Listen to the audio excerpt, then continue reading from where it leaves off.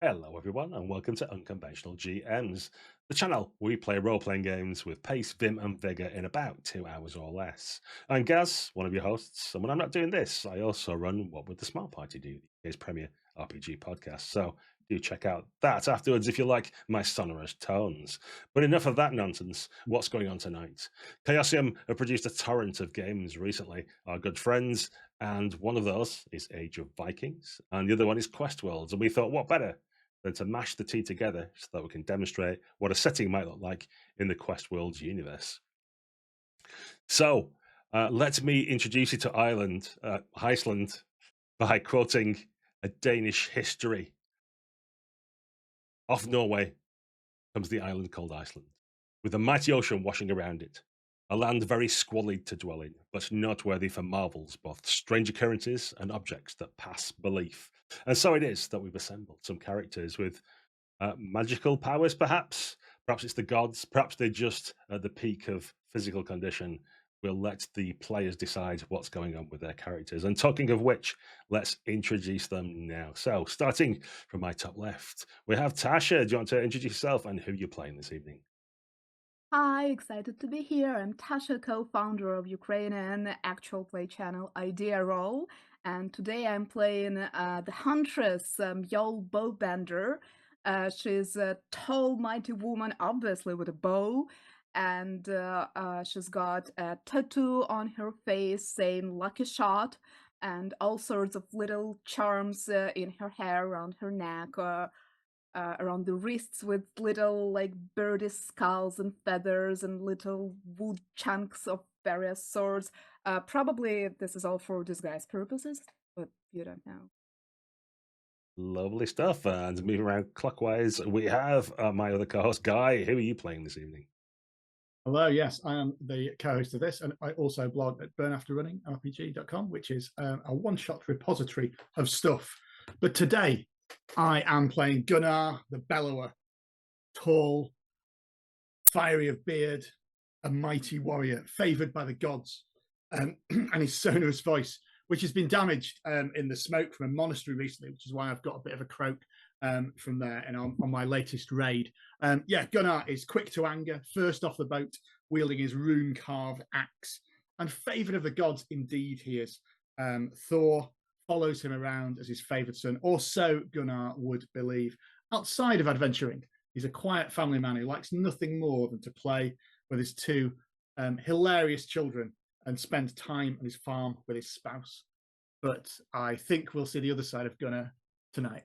Well, let's see if we see both sides. That'd be exciting, wouldn't it? Excellent stuff. Moving further out clockwise, we have Olga. Hi, Olga. Who are you playing, and what are they all about? Hello, my name's Okvatijn. I'm from the Netherlands. I wrote a game called The Eternal Grind Cafe, which is about running a Starbucks in hell, and it's about achieving catharsis in this interesting times. I'll be playing Kattelweiter, and Kattel has need rows of braids, and he is very, very happy because he just came back from the same monastery raid, and he has a big golden cross that he uses to whack people with who make him angry. Kattel is, well, some people say mad. He's just blessed with a second sight, and he can see many things in the future, and among things he has seen his own death, and it is not today. He is therefore immortal until that day comes, and he's very much looking forward to testing that immortality. Beautiful stuff. I'll see what I can do on that front for you. And last but not least, we have Stephen. Do you want to tell us who you're playing? Hi, I'm Stephen, and I'm going to be playing Frodi the Wise. Frodi is a teller of tales, a singer of songs, and above all, an earner of coins. He's a corpulent, well-fed man with a broad, jolly face and an easy smile. But anyone who looks at his face, just their eyes are instantly drawn to the tufts of ginger hair that emerge from his ears, wild and unbidden. Um, due to his wealth, he can afford to deck himself out in brightly dyed clothes, and you can see his prosperity from his rings and chains. Um, But beneath all the glitz, Frody is a family man too, and all the money is about the welfare of his 4 children who he loves dearly. Beautiful stuff. Good to see that all we've got here is a collection of good, hardworking folk providing for the families. Nothing to see. Okay, brilliant stuff. So we find ourselves in the midst of a storm. Generally, over the raiding season, you will head out on one of your longboats, go raiding, acquire all kinds of treasures and loot, and return in time for harvest and proper farming season. But you've been out for an extraordinarily long time. A dire mist has settled upon you and not moved for days. And you think you're perhaps near home. You hope so. Perhaps your seer has told you things that she's found.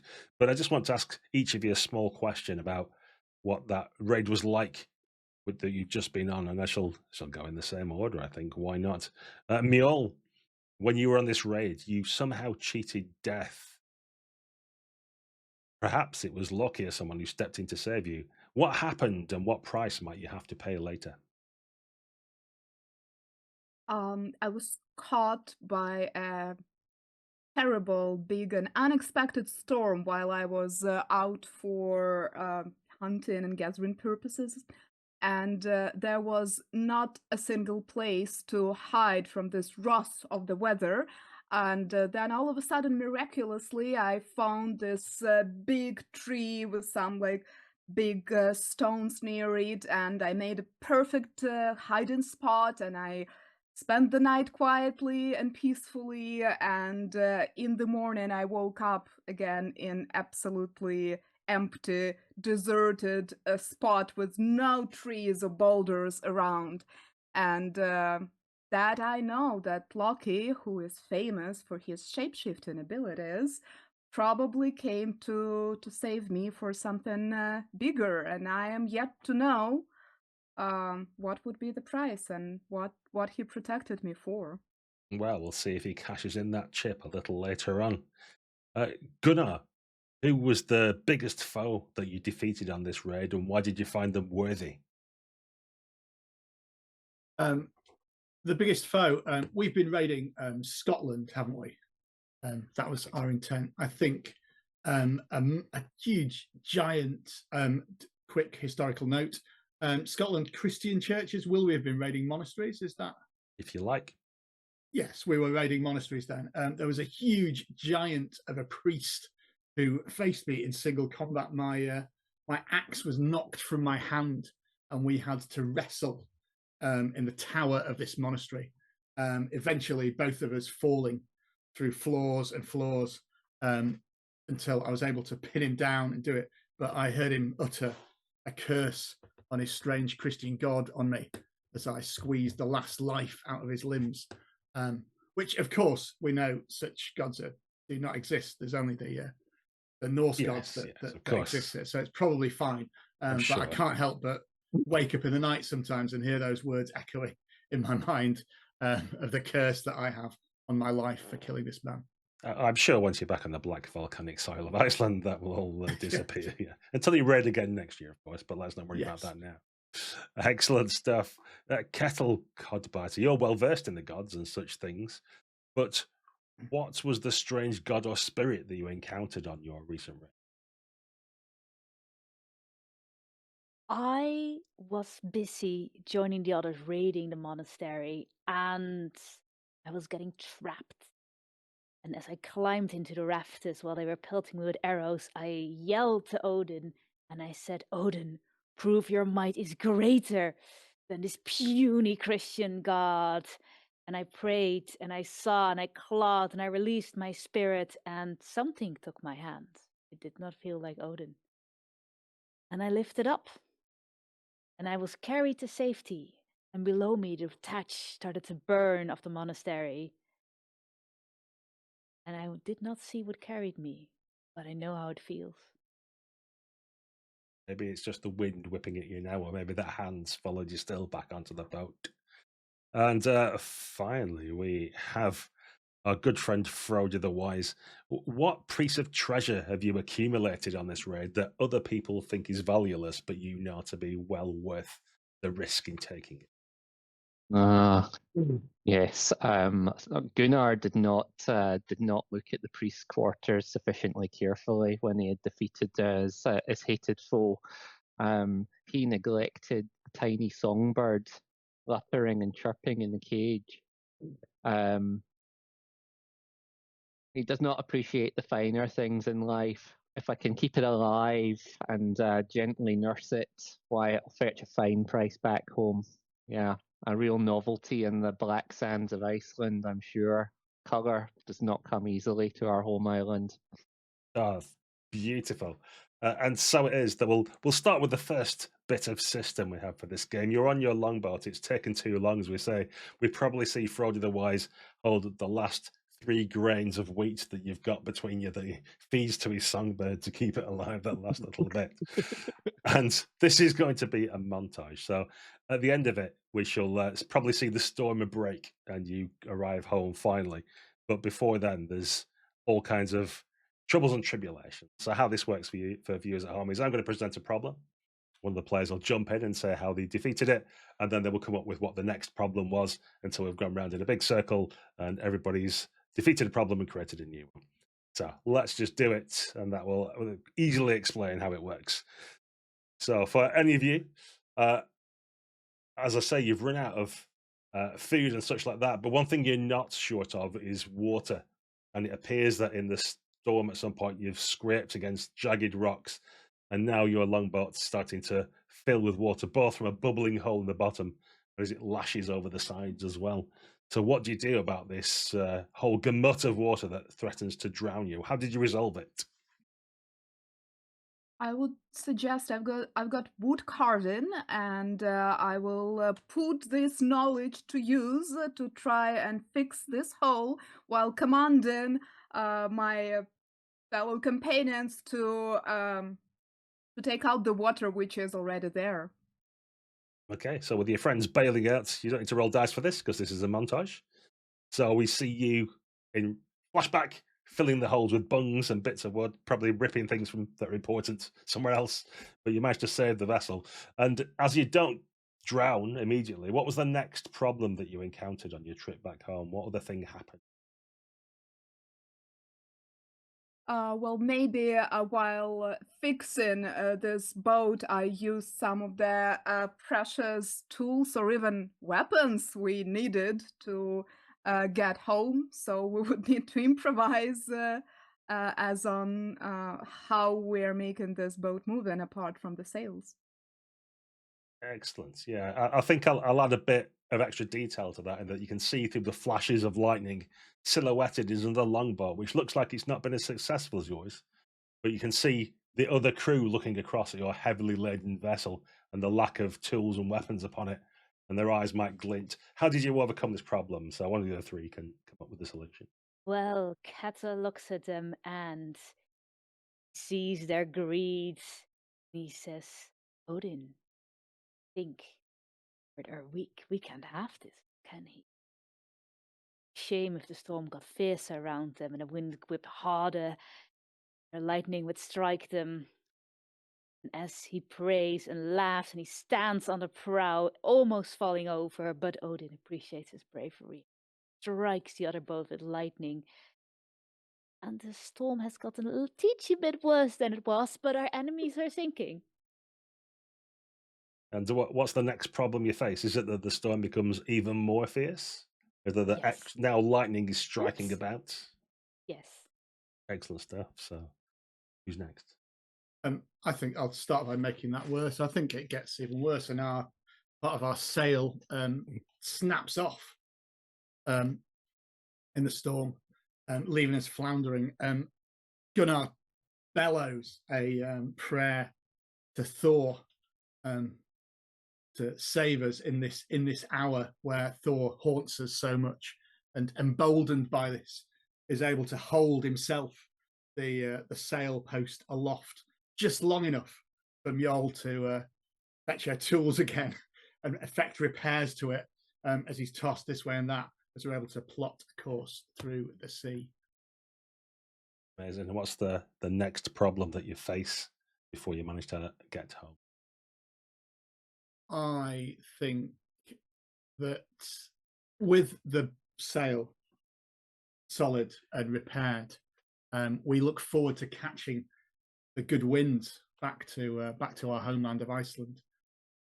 But the storm stops suddenly, all at once, and we are becalmed as never before.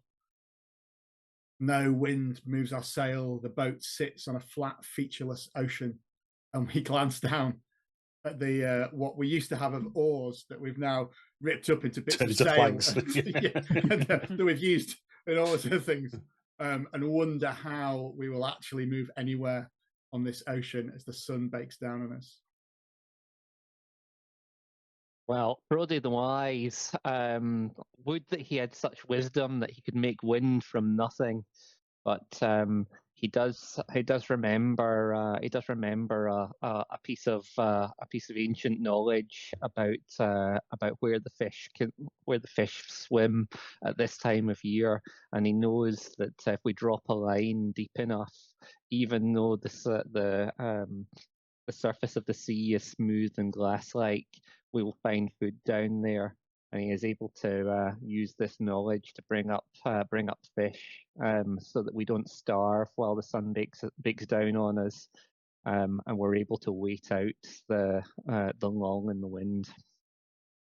And I think I'll add an extra little detail that at some point you catch upon a mythical whale that starts to drag you through the waters before the line breaks. And so it is that even though it's quite calm and there's a little bit of wind, you just almost come to stop as if your car had just run out of petrol, just bumped onto the black sands as you all lick your fingers from all the fats from the fish and stuff and wipe yourselves down. Yeah, the sail finally falls over one last time as the mast snaps completely. But you've made it home. And so it is that you've reached home on time and can look forward to seeing your families, which is good news. What a tale we'll have to tell them. What tales indeed. And let's have a little look. It'll stretch them to believe that a whale carried us home. Yeah. I mean, did it really, or was that a detail? Who knows? You can certainly tell people that's what happened. So I'm going to go in reverse order this time as you all head to your homes laden with treasure. Maybe it takes several trips to get all your things back. But of course, you want to meet your families and such. And so it is that Frodi the Wise is assaulted by all these children coming running up, waiting to see what he's got, enchanted as they are with the sunbabe. Greetings, I've returned. Did you miss me? Of course you did. Why would you not? Of course we And see, I come laden with gifts and wealth from the raiding season.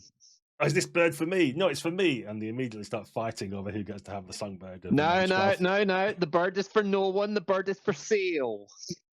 Oh, everything's always for sale. That's any good. Business comes first, then pleasure. They look a little bit grumpy about this, but that doesn't stop them looking through all the other things you brought back while you're concentrating on keeping the songbird out of reach. And as you manage to settle in and work out perhaps what's been going on at home, they all start speaking at once, but eventually you manage to calm them down enough that you can work out what's happened. And they tell you that unfortunately your farm or the stead is not as big as it once was, because Bjorn Widebeard, who has taken my land, Bjorn Widebeard, they say, from the next farm over, has moved the stones. Now he claims half the land, and we tried to move the stones back, but they're too big and heavy for us. And he chased us off with a spear and that angry dog he has. He threatened my children with a dog, did he? Did he think I would not return? No, he didn't. He said that's one of the things he very clearly said, that you will never return. He said it's autumn and already he's not here. As you now see. I'm gonna stand up at this very moment, take up my sword, and I'm going to march to the boundary stones, and I'm going to clash my shield against the boundary stone, demanding that this man come out and discuss this matter. And you can see, you hear the barking of a dog first, and then you start to see him making his way over. And he does indeed have a wide splayed beard, like it's almost a semicircle, so big is it and rounded. As he comes walking up, his dog bounding around him, slavering, and several of his thralls with farm implements dragging behind them. Call off your dog if you would still have one in the morning. He looks a little bit. He calls his dog to heel. I'll gesture with my sword. Look, there's no need for any of that nonsense. I've just rearranged things a little.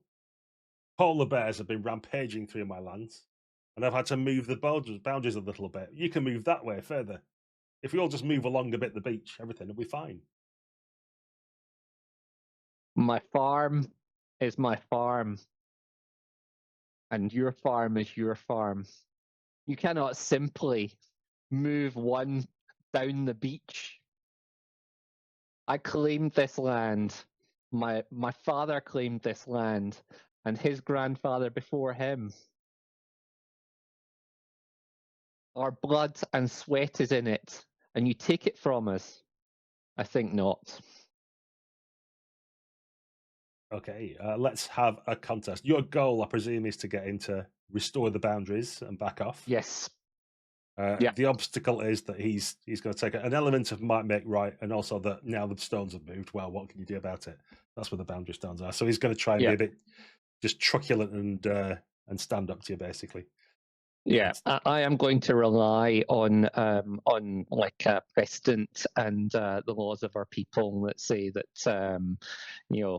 boundary stones are to be respected and not to be moved without agreement, and the claims of our ancestors should be adhered to. Sounds good. I think the sort of stakes here are that if you win, you're going to send him packing, and he'll move the stones back and realize. The thing is, if you don't, then it might be that you perhaps worry about the safety of your children or something like that, with all the dog about and him in a belligerent mood. So let's see what happens. I've got a difficulty of 15, so I'm going to roll against that. You roll your d20 against whatever ability it is. I think some kind of lawmaking. I am going to roll against oratory. Very good. Which is a 3 with a mastery. Okay, the mastery gives you an automatic success, and then you get to roll a die. 3. Okay, so I rolled a 5, so I've got 1 success. I have 1 success also. Okay, so what die roll did you get? Because normally the highest die wins. I have got a 16. Okay. So you'll actually narrowly win this. I'm going to say it's like victory at a price. So he is going to back off. But what do you think it costs you, or what's the consequence of him? I have to promise him a beautiful songbird. Very good. There are no songbirds. It's going against me, and then one of the kids appears at my back with the songbird, and I think he says, "What's that?" What's that beautiful sound? I've never heard such a thing. And I think that he puts me in such a position that it's clear that the songbird as a gift will seal the deal for me. So I'll lose this bird that I've carried over the waves to my belligerent neighbor. Excellent stuff. Yeah, I think the beautiful song it emits, I think, really calms the hound for some reason. The dog just finds it really fascinating and just calms right down. And yeah, he carries one of the big stones under his arm and starts to move the boundary stones back to his own lands to go and sit and listen to his newfound wealth. Such as it is. Thank you very much. Okay, move around. Kettle, you get home. Things seem slightly out of place. Normally your farm's very neat and tidy. As I'm sure you'll be able to tell us about. But as you close in on home, you notice that in one of the fields, there's a pole driven into the ground with a severed horse's head upon it. Someone's placed a curse pole on your lands. And it's protected by spirits. If it's moved, you'll be cursed further. What do you do when you see this thing? I race up to the hut that I shared with my brother, and I'm like, Dearie, are you okay? What happened? He comes out, he's looking like really gaunt. And it What? says, "Oh, sister, brother, you've returned. Thank God. I've thank the gods. Even I've tried to move the cursed pole, which has been placed on the grounds, but I was assaulted by nightmares. I've not slept a wink since. 20 days and Who did- nights I've been awake, and I can't sleep. Oh, who did this to you? I don't know. It just appeared one night. It's almost like someone's tried to drive us off our land." Do they now? I will lean into the second sight. I will go and send my soul into the void, and I will wrestle those spirits with the vengeance of brother sisterly love. Kettle has a gender, but you have to dig through a lot of fur to get there, and he doesn't really care, nor do they. Excellent And stuff. Right, so I presume you'll do various things, which we can skip over. Feel free to direct them as you wish. And you're going to try and battle the spirits that protect the pole so you can remove it. yes. Sounds good. What are you going to Exactly. use for that? The seed, which is the practice of sending a soul into the void, Hmm. which I have a 3W in, and then I roll a die. Yeah, so the mastery rune gives you a free success, and then you roll to try and get Yes. through all this. I'm going to make this difficulty 20 because I think the spirits are quite well settled now, and the curse is established. So I'm rolling against a 20. So I get exactly a 20 as it happens. So I've got 2 successes. Oh my word! No, I only have one. Oh, I have a success because I have a 20. If I don't actually know, I think I have, but I have I have a mastery success and then a 3. I rolled a 3. I can't roll under. I always roll under a 20, but Yeah. So did you roll equal to or under your 3 when you rolled your dice? I rolled Or a have you not 3. rolled it? I have rolled my dice. I rolled a 3. You rolled exactly a 3, and you've got 3 in the Yeah. skill. All right. Well, that's a big Yeah. success as well then. So you get 2 successes for Well, that, and you get 1 for the mastery rune. So you've got 3 successes. So you actually defeat it. oh, Yeah, that's yeah. uh, Under's good, exactly the numbers, even better. Twice as good, in fact. very well. My eyes roll up into my skull, and I start laughing as like black tears start running down my face. And the horse head, even though it's like 20 meters away, catches fire and crumbles to ash. And then I take my brother and I swaddle him in bed and with a equivalent of Viking with hot cocoa, and sit guard next to his bed for the next 24 hours. And the drone pans back from your turf house with the sounds of snoring echoing within. Wonderful stuff. Okay, Gunnar, you get back and immediately are confronted with your spouse, Hrund the Quiet, who's normally a few words. But as you come back all full of beans, having sex with Red, but been gone for quite some time, he says, "Where in the hell have you been? I thought you'd been swallowed and taken. Better if you were. It's your turn to look after these nightmares." He points at your ever-smiling children. I've just been raiding in Scotland. Oh, it is amazing. You should see the songbird that Frody brought back. It's amazing. Yes, I'll it's get him to sure it's not a visit songbird. and show You're you. your toll It town. sings so sweetly. You'll never have heard it. It would calm the most savage beast. Of course, come, my children. You take yourself to rest, Hrund. I will look after Joran and Gear. And she immediately disappears to whatever rest or respite it is that she wanted. And Joran sits on your knee, and as you start to tell tales, he's starting to look a little bit sad for some reason. Then says, "But Father, you know how we love the horses. I Yes. thought I got one. I thought I could tame it, but something's wounded it. What do we do?" Well, you must treat the wound. Mother says we must kill it now because there's nothing to be done for the horse. Oh, no, take me to this horse now. Go and let's see what we can do. Surely the gods will save it if it's worthy. If it is indeed a fine horse. If it's not a fine horse, then yes, we should kill it. But if it is a fine horse, worthy of you, then we shall treat it and it will live. And your kids are quite convinced that he's definitely a worthy horse. And so they take it to where it's lying, breathing heavily, foaming at the mouth. You can see the scars on its side look like the claws of a polar bear. It's quite a vicious wound, and the horse is breathing heavily, ragged breaths. You're not even sure that your skills can heal it, but certainly try if you wish. I'm going to imagine this horse is also like really skinny and like the legs are all different lengths and stuff. Yeah. It's all mottled and some terrible nag. So oh no, this is a fine horse, Joran. We shall stay and tend its wounds. Come, fetch me some water and cloths, and we will. It may yet live. Okay.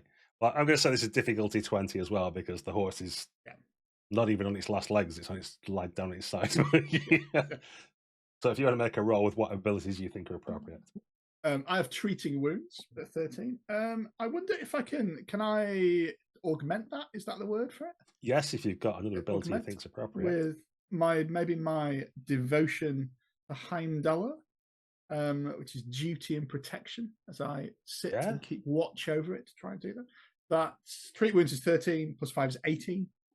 So I'll roll against that. Yep, I've rolled a 2 for 1 success. I rolled a 9 for again 1 success. Excellent. So you got the higher roll, so you win, but it's a marginal victory. Again, I'll go for victory at a price again on this one. So you save the horse, and your children are pleased and doubly pleased that you're back. But what minor niggle is there? What sort of consequence comes out of it? I think Hrund returns and is disappointed that we've now got another equine mouth to feed. Oh, another mouth to feed, is it? and it's clear that this horse it's not going to run in any races. It'll be great if Joran, or pull plows. If Joran can ride it now while he's a little lad, that's the best we can hope for it. But we have acquired an unhelpful horse. Hrund is again uncharacteristically not quiet in telling me about what I've done. Feel free to add unhelpful horse to your character sheet. I will add that, with a value of 10 if you wish. She's obviously fuming, but looks down into the little watery eyes of your children. There's no way she can say put it down anywhere, anything. So yes, we shall depart from that scene. And then last but not least, we have Mjol. You return back to your farm and can immediately see that there's tracks all about the place. Something's been disturbing your animals. The cattle are fewer than you remember. And your spouse, Helgi the half-giant, appears out, but he's not looking good at all. He's kind of like clutching at his side a little, and he's obviously got some badly bandaged wound. It says, "At last, I thought you're back, I was Mjol." the only one limping in this family. No. Oh, my love, you're back. What to do? What can be done? Bears have been coming down from the mountains and trying to feast. Bears again?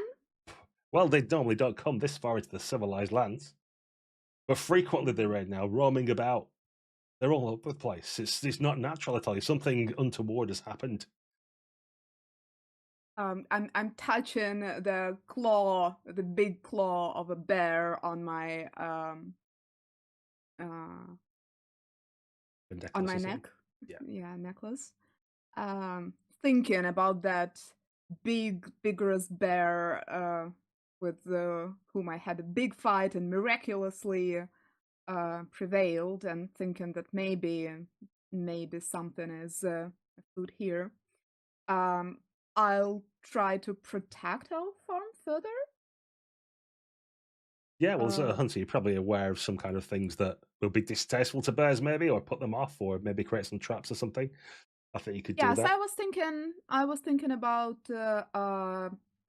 traps. I would study the tracks and figure out the most frequented paths from the woods towards our farm, and we'll construct the traps there. Sounds good. So that they cannot pass by. Yeah, you can put a roll together. I'm going to say it's difficulty 15. It shouldn't be too hard for you, because the bears might find their way around it, to be honest. But if you pick an appropriate ability and want to roll against that, I've got 1 success by rolling an 11. Okay, I've got ambushes 3W. Okay, What? so the W gives you an automatic success because that's a mastery rune, and then you roll your dice Okay. against the 3 to try and get some more success. Yay, 3. No, it's a 20. Okay, that's not 3. So Not at all. again, but you've got 1 success each, so it's not a total failure. I'm going to say, actually, I'm going to go for the opposite this time. Instead of victory at a price, I'm going to go for defeat with a boon. So you realise that you can't keep all the bears out. Like there's one of you, and you've got a decent sized lands, and there's as a hunter, there's too many. Normally they don't come down and attack farms, so there's something wrong here. So if you just want to make a little note, you can have, when something comes up with the bears at some later point, you'll have a +5 boost to a roll at some point as you've been studying their movements and stuff. And as a couple of days pass and you all share information and discuss what's happened, it's time for a thing, it's called. And this is where all the local people get together and discuss matters. Laws might be made or argued cases are brought forward, duels might happen, that sort of stuff. But it's clear from your neighbours and everybody else you speak to that the bears are sort of rampaging around and there's something untoward about it. So everyone's getting together basically to discuss that. So we've skipped forward a couple of days after you've spent some nice time with your families and such, and you found yourselves at this thing. There's in the region of 100 or 150 people here, all sat around. All some of the named characters. You see the guy with a wide beard with his little songbird, and everybody coming up and talking to him about it. And he's talking about how he caught it in the thick birch forests of Iceland and such. And you see various others around, and it's a bit of a free for all. That they've got the law speakers at the front who sort of can pronounce what the actual law is, and you've got one of the elders, I know the White, who's supposed to be like putting some kind of structure to events, but he's quite old now, and as the White would suggest, that's the color of his hair and almost his skin, which looks virtually translucent to this. But various people are shouting about what might be going on. Something must be done. Other farms have obviously been having trouble and they're moving boundaries, or people are trying to take over. You notice that there's Halfstein the Well-Travelled is there, and he's got like 10 men with him. So although there's no kings or nobles, he's basically turned up with a bunch of guys who've all got swords, and that gives him some weight of authority on what you think should happen. He's starting to mention that he can offer protection to everybody because he's used to roaming around and different ways of doing things. And obviously there's some resistance to this, the fiery folk. Flossy Shaggy Breeches is roaming around telling everybody that it's clearly the hidden folk, the elves, to blame. They're stirring up the bears and making them attackers. We should go and find them in their hidden valleys and teach them a lesson. And you've also got Ingun, the child sparer, who's known for her many duels that she has won, who's the more level-headed one, saying we need more investigation. Someone should go out into the hidden valleys perhaps and elsewhere and find out what's actually going on. There must be a reason for this, but we can't just go around blaming people. And then it erupts again as everybody starts arguing with themselves. Well, who's got time for that? I have to defend my farm. I have to defend my farm. And then it's again just a riot of voices with the Elder the White. He's kind of like waving his hand, trying to get some kind of calm. Yeah, I'm going to stand by Einar the White, and I'm going to call out. I'm going to stand on a stool actually and call out, "Everyone be silent, so that Einar the White may call this meeting to order." And then I'm just going to go on and speak. Yeah, he takes a deep breath, and then you go. There's like that sudden silence because you're so loud as everybody looks to see what's going on. So I'm going to set out that we need to tackle things in an orderly way. There are many problems here being discussed. There are offers of protection being made. There are solutions being sought. But underneath it all, the problem is the polar bears. We do not know why the polar bears are troubling us when they wouldn't normally, but we need to find out.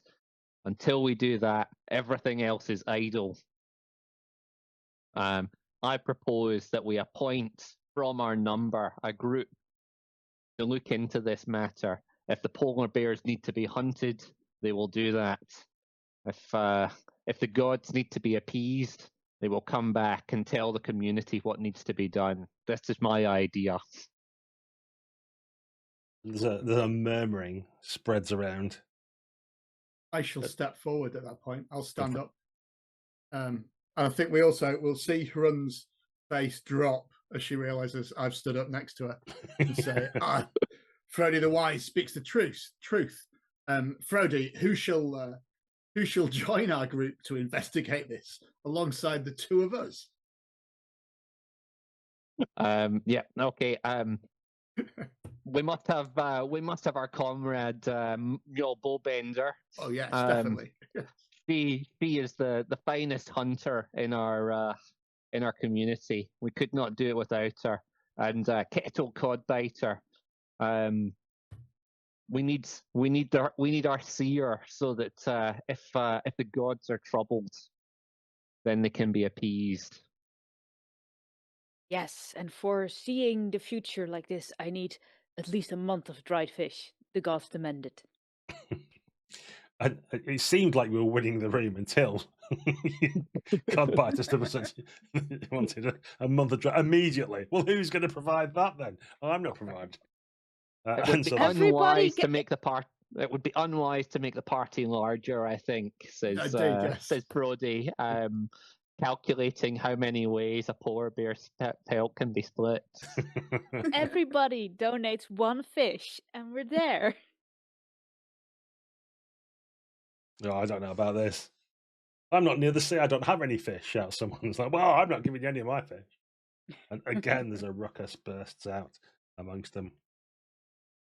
At this point, Osk Tanglehair, a woman with wild hair, like it looks a little bit like Kimyol actually, but like just twice as big in volume and has less identifiable things in the hair. She steps forward saying, no, wait a minute. I'm the one who can see things. Not that crackpot Codbiter. We all know he just makes things up.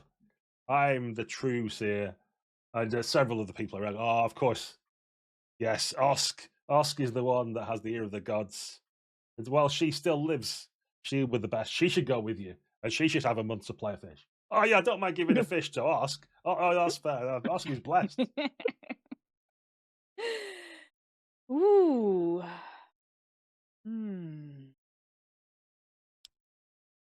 I'd argue that, saying that this is unfair, calling Codbiter the liar. I've been with him on this last trade, and would you believe it? They said that the monastery will burn. You wouldn't believe it, how fiery it burned. It burned all of the way down. You can still hear the voice of Frody is a bit damaged from all of the smoke. Who could have foreseen it, if not the true seer? Let me tell you the tale of how Kettle called down the lightning. Who's not seen? When we were Who under amongst us attack is on the not seen a monastery seas? burn? Everything Kettle predicted happened. The monastery was a terrifying raid that nearly cost us our life. It was him that said we would get lost at sea and nearly failed to come back in a terrifying storm. Everything he predicted came true. Even the whale bringing us home. Oh, yes. As if a whale brought you home. And okay, so what's going to happen is there's a variety of arguments going backwards and forwards. So we'll do a contest for each of you to see how convincing you can be as a group that you should go. I think the difficulty is 20 for each of you because there's just so many people around and so many voices. But yeah, we'll just go in a random order of my choosing as I look at my obvious. We'll start with Mjol. Uh-oh.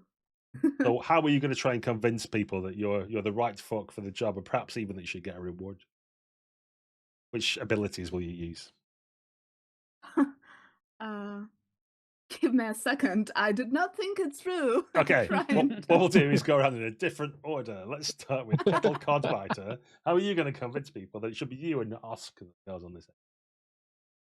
I have runes made out of firestone, and as I throw them on the floor, they spark, and everybody kind of silences with the bright sparks. And as I cast these runes, I predict that we will be successful and that we will find it out. And I will use my casting runes, Okay. which is a 2W. Yeah. And I roll a 1. Good for you. Oscar's got 5W in her runes because she's slightly better than you are. So I shall roll. But I roll an 18, so you've got 2 successes to my 1, so you definitely carry that. She tries to pull forth water from the cooking pots and things to douse your runes, but even as she throws the water about, the embers glow, and everybody sees like, oh, poor Osk, she used to be so powerful and in tune with the gods. And there's like pats on her shoulder, and she grumpily gets out of the way, and you secure your place. Kettlebell says, "We appreciate you, Osk, for all you've done in the past." And somebody gives her a salted cod so that she has some consolation, and she grumpily goes to the back. Excellent. Frody the Wise, you're being confronted by Magnus the Unruly, who's saying that him and his men are going to provide the protection, don't need you interfering or going wandering off where he can't see you. Yeah, I'm going to use my oratory, and I'm going to ask for an augment from my my seek consensus ability. Yes, that sounds appropriate. Definitely go for it. I've rolled 1 success with 12. I also have 1 success with a 13. Oh, slightly better. Okay, I'm going to give you your I'll give you a victory, but I'm going to say it's a victory at cost, and that's that. Although he's willing to let you go, he insists on sending someone with you at his own expense. Of course, he doesn't expect anyone else to pay for him. But you're also going to have with you Thora Skullsplitter, who he whispers to with secret instructions. Which I'm sure I make sure everybody's nice and healthy and you look after them. Nothing nefarious at all. Well, this huge, well-muscled, scarred, and with a large set of mail and well-maintained sword, Thora comes to stand next to you, towering over you. You'd probably smile amiably next to her. Wonderful stuff. I'll whisper to Gunnar, "We'll lose him in the forests." Okay. I look over knowingly at Kettle and Mjol, like, but why would we want to lose them? I don't know. Gunnar, I'm going to throw you a slight curveball in that it's Run the Quiet, your wife. It's like, if you think after all this time you're going wandering off looking for polar bears, you've got another thing coming. You've got kids to look after. And, might I say, a very ill horse.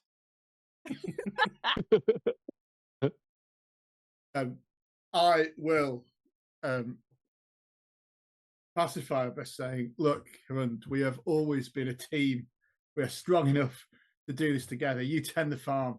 Think of the glory I shall bring to our family and the mighty horses we shall get for young Joran when we have solved the problem with the bears. Otherwise, more bears will come down and injure more animals with us. In an attempt to leverage my emboldened allies, as she is an ally of mine, which I've got a 20. Sounds good to me.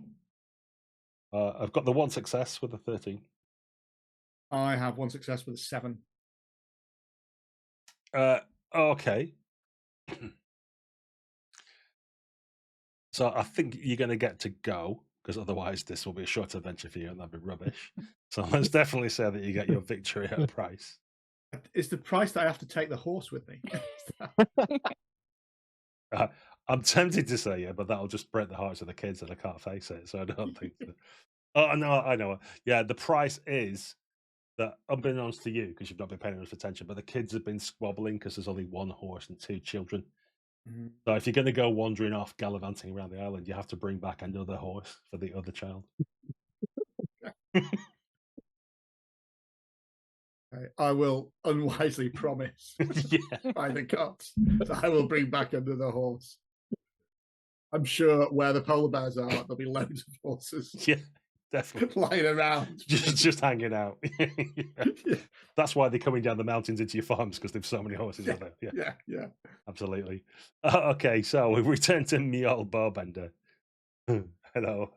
What's the argument you're making that you should get to?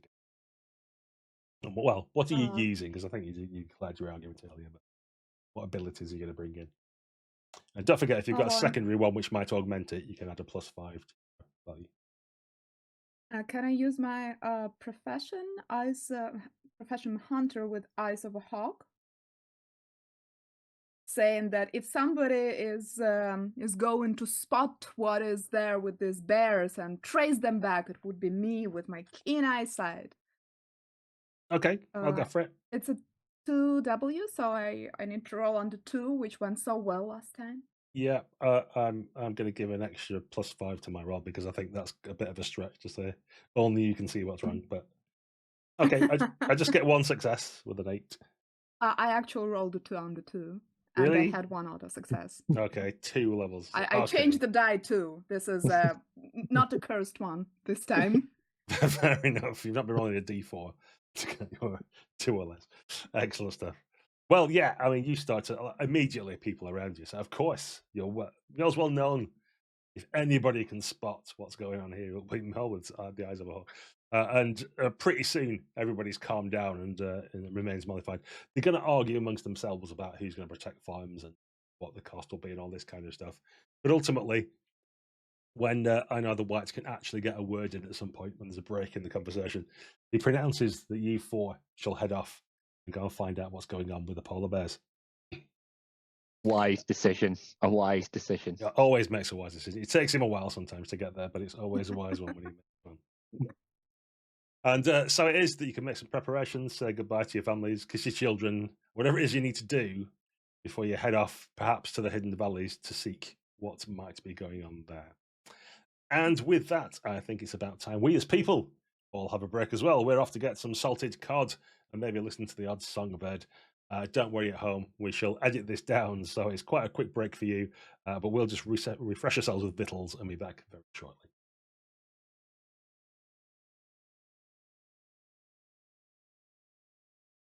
Welcome back, everyone, to Unconventional GMs, where we're playing Age of Vikings, but with the Questworlds rule set from Chaosium. In the first part, our heroes recovered from a raid in somewhere in Scotland that remains nameless. They struggled with storms and other things, got home, got little bits and pieces from the families of trouble and strife that might occur, and then learned that polar bears, are rampaging around the island when normally they wouldn't. So they went to the Thing to discuss what might be done, and the thing to be done is that they should all go off and find out what's happening and sort it out.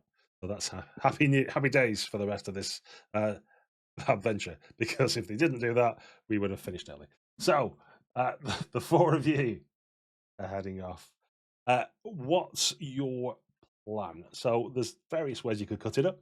You could try and follow tracks back of bears to see where they've gone. You could perhaps research to find out where they normally hide. There's talk of hidden valleys and the elves you might be able to discover to get some information. You might speak to the gods or some other thing that you have in mind. But I'll let you decide amongst yourselves, or maybe even discuss what you might do, and then we shall crack on with the rest of the adventure. I'm pretty confident that if Kettle inhales some weird smoke or does those things that he does, he'll be able to tell us where to go. What was your idea, Mjol? Sorry. Follow the tracks. Yeah. See this big paws prints in the mud? May I make a compromising suggestion? Cattle caught by it, they will talk to the ravens, and they find the carcasses of the bears, and they can tell us where the carcasses are concentrated, and then we know where the tracks split up, which way best to go. But until we have a T section, we can follow our hunter. Perfect. So what I'm going to say then is, if Mjol wants to make the roll, whichever abilities you're suggesting, Kettle, you can add an augment to Mjol's roll by calling for the help of the ravens, that kind of thing. I'm here whispering to 2 birds. Yep. They did what? Vigorous nodding. Your discussion with the ravens makes me think sadly of my songbirds. Oh, so I'm using hunting Yeah. for the role. And you've got +5 durability because you got augmented by your seer. It's a 6, so I pass. Yeah, I passed it on with a 4. So you succeed at a cost, victory at a cost, I think it is. So yeah, you start to follow back. I think the cost that you find, or maybe it's a benefit, depending on how you want to look at it. But you realize after you spend a couple of days tracking up and down that the bears aren't actually in a conclave. You find various resting places for them. But you all know, as we all do, that normally the polar bears are ruled over by the king of the bears, whose name I shall not attempt to pronounce in Icelandic because it would be embarrassment for everybody, not least of which me. But the king of bears is known as the biggest of all. He has like a narwhal horn, or a unicorn horn after his head, and red cheeks and fur, and a throat that's scarlet from all the blood that it has that keeps it there. And he's gone, you would think. He normally holds the bears together and keeps them under control, but his absence has meant now the bears are sort of wandering far and wide across the island.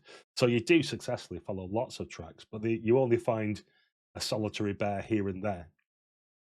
And being quite territorial, they tend to stay away from each other without the king to hold them together. So somewhere the king's missing, but you don't find his tracks, which would surely be much bigger than any other normal polar.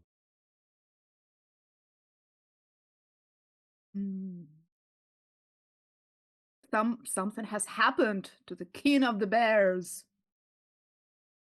Brody, do your legends say anything over the king and his enemies or his weaknesses or absences? Or his lair? Yeah, that's a good question. Do I know anything about who are the king of the bears' ancestral enemies? Who is he feuded with over the years that might mean him harm now? Yeah, it's going to be a tough one. So I'm going to set a difficulty of 25 for this because the king of the bears is badass and generally speaking has few enemies, or at least that are alive anymore. Yeah. But if you want to roll, there's that. I've got just one success there. Okay. I'm rolling against my sagas and songs. So I have one success with a 16. I'll remind you all now as well, in case you've forgotten, that you've got 4 story points for the session as well. You can always spend one of those to get a success. Don't have to. Well, I will spend a story point to have a success on this roll then, yeah. Successfully seduced you into doing that, so you only have 3 for later. That's good. Yep, yeah. Well played, Gary. As I play hard with these rules.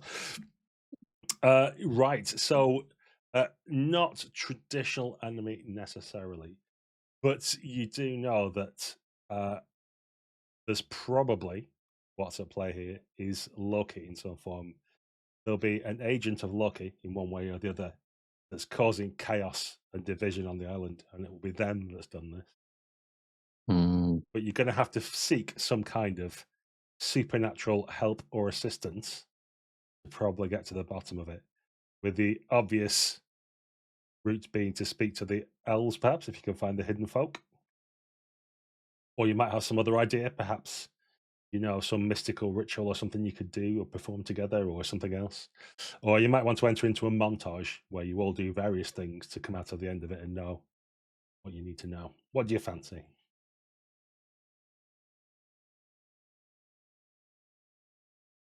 I think we could go find the elves. They might know.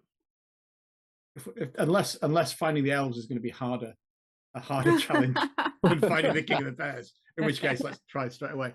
But yeah, the elves know, and somebody suggested them. One of the people at the Thane suggested the elves were we should go and speak to. So that might be an idea. We might need, if there is an enemy here, we might need an ally there as well. We might be able to convince them to help us. I will also share that I have a feeling that Loki has been kind to me before, so maybe if I'll try to call for him, maybe you would suggest some sort of a ritual for it, and ask if there are any of his desires regarding the king of the bears, maybe we can help and in some way which does not destroy our village. I think Loki's desires is what got us into this in the first place, but I Well, wouldn't be opposed. surely there might be some way of pleasing Loki and still having the village survive. No, there's obviously a difference of opinion here. Let's just all settle down. Ooh, Kettle is a bit on the fence because owning a boon to the elves or owning a boon to Loki both sounds very risky. I'm willing to support you both, but ooh. Well, should we just? I agree. Flip I a agree. coin. Should we just end flip a up in- coin? We'll end up owing to untrustworthy spirits either way. I mean, do you like your firstborn? If you don't, your wife always says he's very busy. My firstborn. Also, I need to get a horse out of this as well. Why don't we call on the gods? We each call on one of our gods to help us. Maybe together they can tell us where the king of the bears has gone, and then none of us has to deal with Loki, unless look at me all, we really want to. So we're doing a prayer montage. Yes. Prayer Yes. montage. Yes, we are. Cue 80s music. As you'll remember from the start of the session, what happens is I'll present an obstacle to one of you, then you say how you overcome it or what you do to mitigate it, and then you come up with some other obstacle that someone else then has to. So I guess I'll get, first of all, what I'll do is I'll get Kettle to describe what the setup's like, because presumably you're like the spiritual expert here. So how do you start off proceedings? And then I can tell you what's gone wrong. I start proceeding off with stuffing a month worth of fish with mushrooms and then eating it. And eating it and eating it until I get violently sick and I lay there in a sweaty trance with ruins around my side as you see this aerial shot. And I start speaking in tongues, opening gateways to gods, getting their ears and their attention. It is unwise to do this, and I don't recommend anyone does it, but it's fun. Okay. These rituals are increasingly disgusting. Thank you, Frody. I try. You find yourself in a fairly isolated spot, like a mini caldera in the rocks, like a bowl to do this, because it's, you want to be isolated and safe. Unfortunately, as you've done all this, the gods open up with the storms. They weren't finished with it on the trip. They suddenly becalmed. So now it is time to go again. And the caldera starts to fill with water far more rapidly than you would think possible from mere rainfall. And you're insensible and start to drown as the water quickly rises. What does someone else do to either help to mollify the gods or to call on a different god, perhaps, to assist? I can't die.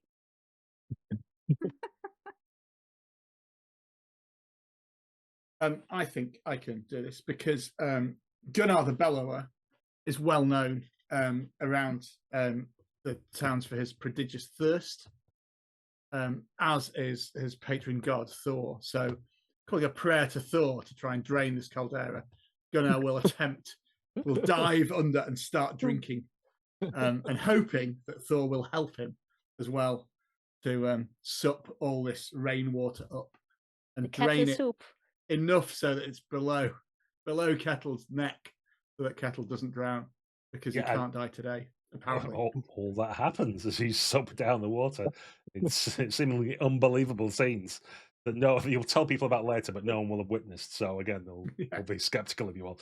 But you do indeed drink the caldera. Well, not dry, but dry enough. You can definitely save your seer. What's the next problem though that comes out of that? The next problem is, while Gunnar is distracted, his job was to stand watch and make sure that nobody disturbed us. But as he sits, like, still drinking, with his straining his belly and his full bladder, with a crash, a polar bear runs into the area and begins to take a swipe at Mjol and Frody on the way to Kettle. I am going to call out to Freyr, who has dominion over nature, and ask her to give me the ability to speak the language of bears, so that I can mediate with the bear and explain our intentions here, and state its hunger and its rage. It could have that. We've got loads of dried fish, haven't we? It could have. Indeed, yes, Been rehydrated indeed. now. Yeah. The bear indeed Come, explains eat about your his fill, my friend, Yeah. and we will explain. We'll explain why we have intruded upon your territory. And so it is that you have a bear's cod party. You sit down with him, happily eating this rehydrated salty cod. And he seems happy with this and will head off once again. But what problem then presents itself for the rest of the team? I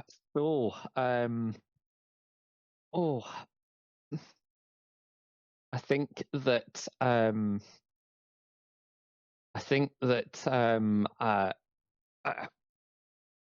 Thora Skullsplitter is watching this ritual skeptically, and he stands up and barges his way into the caldera. He says, "Enough of this nonsense. This is getting us nowhere. You people are supposed to have a job. People are relying on you. Get up out of this. Get up out of this hole and do the work that you've been sent to do." It's either Mjol or Kettle will have to sort that problem out. 2 steps forward.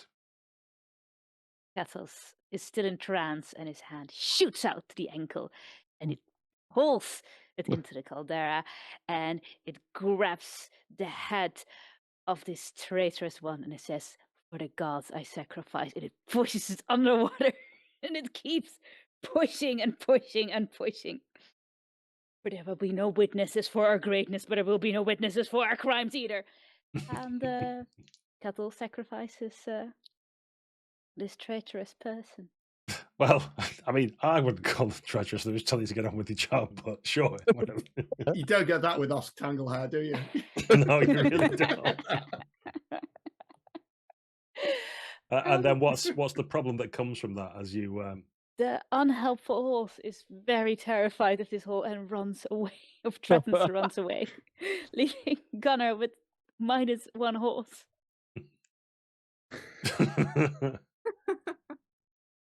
Yeah, but there's a problem that your good friend Mjol's going to have to overcome. So what would that be? To overcome the runaway horse. Yes, to find the runaway horse. That was the problem. Well, Okay. I'm not sure this is a problem with finding what's happened to the King of the Bears, but sure, let's go with it. It's a real problem for my marriage. That's what it is. I mean, I would guess that it won't be such a big problem to find this horse. No. Because I don't think it walked far away, taken its condition. The problem would be to try and drag it back. It's already tired from running away, and there's no interest in coming back. Exactly. How it got here, we don't know either, because it stayed with the farm originally, but somehow he's... Well, I would guess it would be a strength check to try and help it back. Let's put it this way. Okay, so you have to carry the horse back, is that what you're saying, basically? Well, I'm more of dragging the horse, motivating it to go further. Remember, you can put your dice down, because this is a montage scene, so you don't need to roll for it, you can describe what happens. Okay. So one way or other, you drag the horse back where it needs to be. Yeah, maybe I'll spend some time to make a sort of sledge, so that it would be easier to drag the horse, which is already lying on its side, so tired after running away. Fair enough. So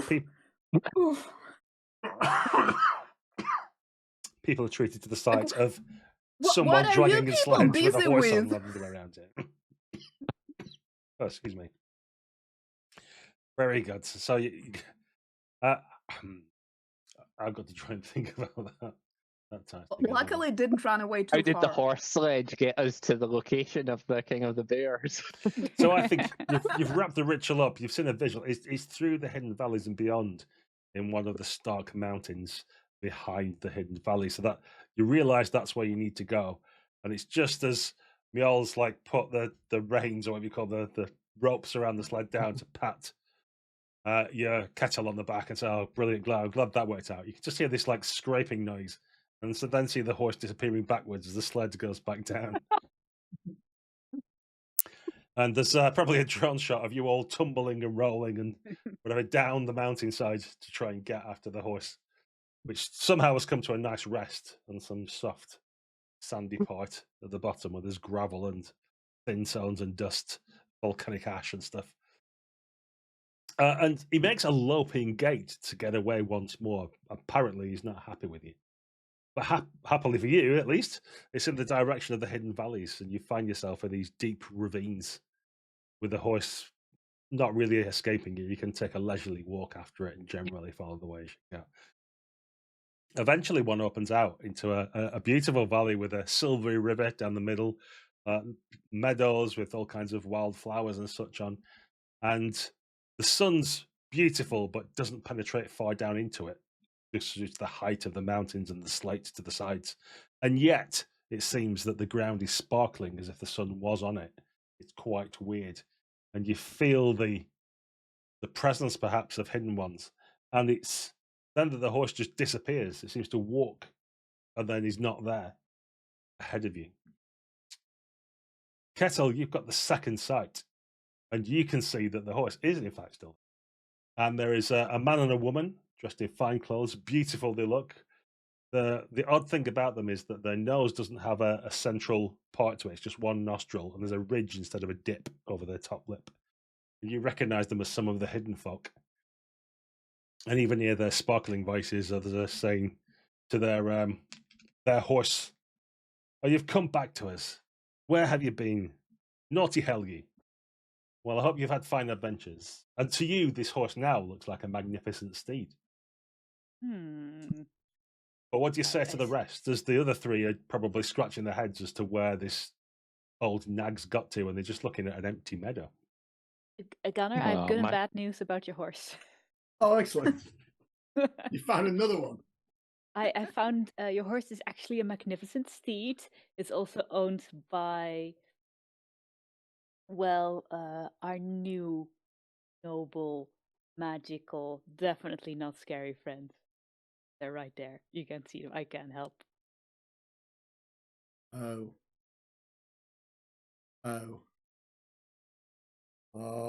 Run's going to be so mad with me if I lose that one horse as well. Babies can come back voluntarily. You've nursed it back to health. I say I would like you to introduce you to the savior of this beautiful fine horse, Gunnar the Bellower. The horse will confirm my story. Okay, so you have to talk about introductions. And I do introductions first to Gunnar, then to Frodi, then to Mjol, and lastly, your humble servant. Well, the elves come out cautiously and appear before you all, which was perhaps a little startling for the rest of you, but not something you've unheard of. You've heard of such things happening before. Oh, thank you so much for returning a poor animal to us. It does like to run off, but it's very dangerous with all the bears and such. Exactly. The bears are the main problem. We are here. We are looking for your support and wisdom into solving the bear problems in mutual collaboration. Well, I think we're safe where we are. If we get involved in affairs, it's never ended well. Whenever we try to help someone, there's always misunderstandings with you people. Sorry if that's, I don't know whether we're allowed to use that term, but the other islanders, let's call you. Oh, it's okay. I think it has to do with the stealing of the babies. That's where the misunderstanding comes from. Anyway, but Gunnar went out on a limb and helped your horse. And are you now telling him that you cannot help him? Well, perhaps there'd be some help. I don't know. Are you trustworthy? And she casts a skeptical eye. She looks specifically at you, Kettle, and says, there seems death to follow you. And there's almost like a shadow of Skull Splitter behind you. It's like an outline. Ah, yes, I have seen death. I know death. I know when she comes for me, and that not today. Do not fear. When she comes, step forward and embrace her. I'm a man who has seen his own truth, or a woman. I do not fear myself. Do you fear me? I trust myself. And what are the rest of you? I mean, we're all very trustworthy. Almost in a sort of don't listen to him. Like as we're looking at the background, going, oh, trust see death? Yeah, yeah, it's not, yeah. We're very trustworthy. I nursed your horse back to my horse, your horse back to health when it was wounded by a bear. Wouldn't you want to help us to not be ravaged by this? We think the king of the bears has gone missing. Oh, indeed, captured. It's possibly best we stay out of it. I'm not too sure. And then scarlet blossoms on the woman's chest, and you see the shaft of an arrow in it, and she starts to go pale and choke, and her partner rushes over to see what can be done. As you scan about, you see behind the rocks the quite distinctive shaggy breeches of one of the thing. Flossy shaggy breeches is there. Majol, as you look I shoot around it, back. absolute disgust. I shoot back at him. You notice that it's not just him. He's brought men with him to ambush. Yeah, whatever. I cause shoot trouble. him first, and then I'll deal with the rest. Okay, you can try and do that. So there's Flossy Shaggy Breeches and his men that he's stoked up that the elves, the problem, have come and they've been hanging around for a while, but you've happily revealed the elves to them now. So they can ambush them and you're caught in the middle. So, yes, we shall start with, we'll just go around and we can do their own actions, but we shall start with you, Mjol. Mhm. Probably bad news for you, is that he's an agent of Loki and as such is protected.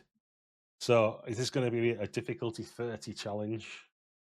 Try and shoot him as the winds pick up and try and carry your arrows elsewhere, that sort of thing.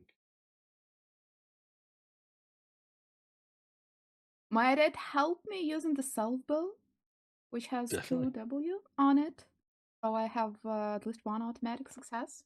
Yes. And we'll see if I can roll a 2 again. I cannot. I, however, get 2 successes. Oh no! So what happens is your arrow seems to be going straight and true, and he has a little glint in his eye, and the arrow just flips and comes shooting straight back at you, which you dart out of the way of, and then see the beautiful steed take the arrow in its rump, and it starts to whinny and raise up, and starts to limp badly as blood pours from the back of his neck. He says, "See! Look at the damage they're doing to you, hidden folk. It's not us, it's them you need to worry about." And he grins happily. Who's next to act, and what do you do? I'd leap towards them, axe in hand, berserking. I will avenge my steed, your steed, their steed, whatever, as I lay about them with my axe. So similar, because you're so heavily outnumbered and they're in a defensible position, I'm going to make this difficulty 30. Okay, so I'm using Berserker. I'm going to augment it with my Thor devotion for battle. Sounds good to me. So that's 7 mastery that I'm rolling against. Yep, I've got 2 successes. I've just rolled a 7, so I've got 3 successes. Okay, several of them fall to your blade. Of course, Shaggy Breeches himself is happily leaping about and staying out of the way and letting other people take the damage from him. But yeah, you've probably halved their number as you hack them down. The rest are starting to wonder about the efficacy of their plan, but they're in it now. So either Kettle or Fraudy, what do you? I am going to strike up a song as I scurry for cover. And I'm going to ad-lib a song about the many, many times that that Loki has not only brought trouble on the people of the island, but those men who were foolish enough to work with them. He has turned on them and betrayed them. And I'm going to try and convey the strong moral that anyone who's on the Loki side of the fight is going to come a cropper no matter how it ends. That sounds good. Well, I think that'll mitigate the fact that there's a really defensible position or whatever, because your song can penetrate behind their rocks and such. So I'll just make this 25 because there are still quite a lot of them to come in. Yeah. So I am going to go for songs and sagas with an augment from my devotion to Forseti, who is dominion over justice. Sounds entirely reasonable. I have got bad news for you that I rolled exactly a 5, so because I reduced the target number, that's a big success. Oh, well, I have 2 successes. Some story points. I've got 3, so if you could spend a story point to make it even money. I would feel greedy, though. I would feel greedy. I've already used the story point. Do it! Come on! Okay, well, my fellow players are exhorting me to use a story point to get up to 3 successes. So I feel obliged. You have to, really, don't you? Okay, I think that's going to be what I'll do. I don't think it's a complete victory, but I don't think it's not a complete failure either. So what we'll say is that I'm going to reduce all the difficulties by 5 now on their side, because they start to get worried and doubt themselves. But while Shaggy Breeches is still around exhorting them, they're not going to flee just yet because they probably fear him more than you. But they are starting to waver, definitely. Yep. I will go and pray to Hodor, god of darkness, death, killing, and winter, and ask him that snowdrift that's above them, that very unstable snowdrift that's going to come down, collapsing on them with my influence elements, augmented my Hodor prayer. I'm going to send it down on top of them. Sounds amazing. Let's see if you got the dice to back it up.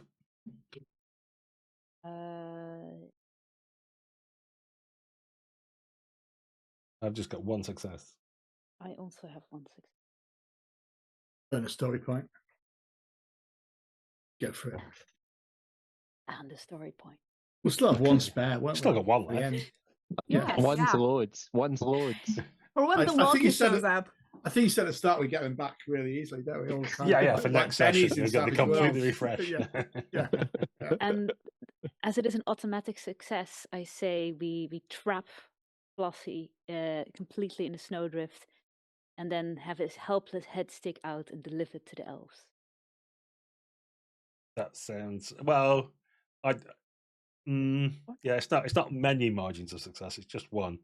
So I'll say that happens. But as the elves rush to grab him, Lucky's well known for being a shapeshifter, and he turns into a little mouse.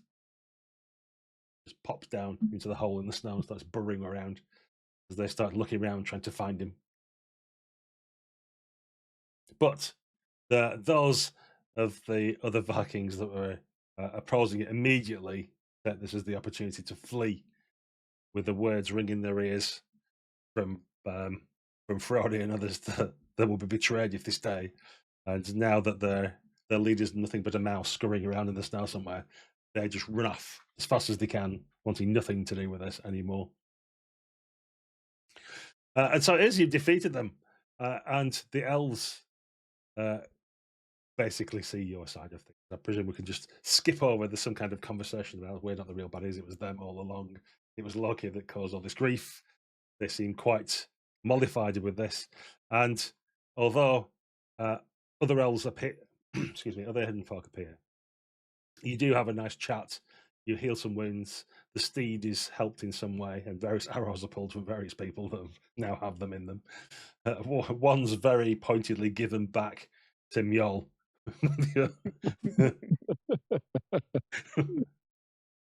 Be careful where you point this thing.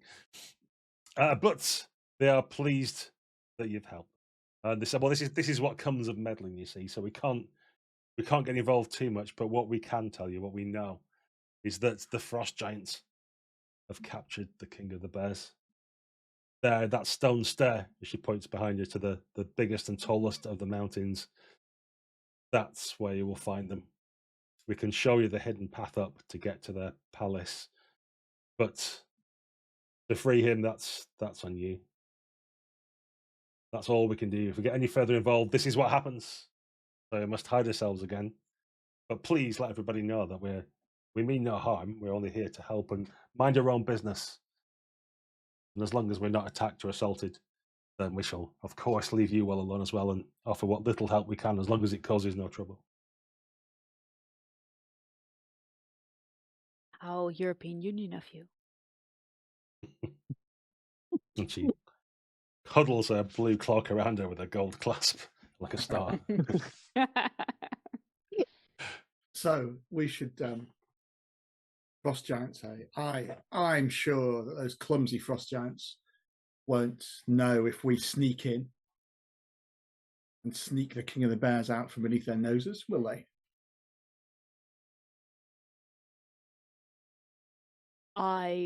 You are married to a half giant, are you not? Or is that Miel? I'm not married to a half giant, although it feels like it sometimes. She looks terrifying. But anyway, Miel, do you have any experience with giants? Well, not frost giants, obviously. Are you calling my husband a frost giant? How dare you? Not judging. I will not yuck your yum. I have seen far worse things in my visions, trust me.